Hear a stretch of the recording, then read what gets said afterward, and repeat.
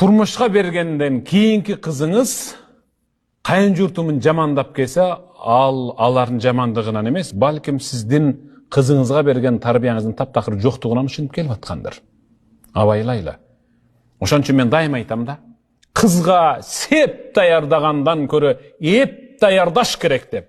Эп деген ал адеп ахлак, талим тарбия, илим билим, бардык жагынан төп келиштирип тарбияласак, анда барган жеринде кадимкидей суу топуракка сиңгидей сиңип кетет.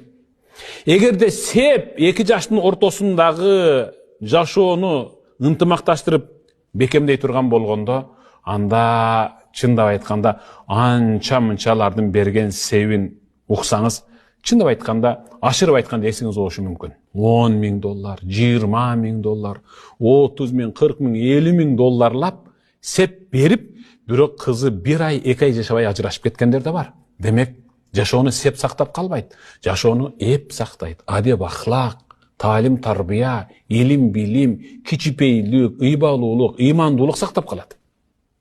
Андыктан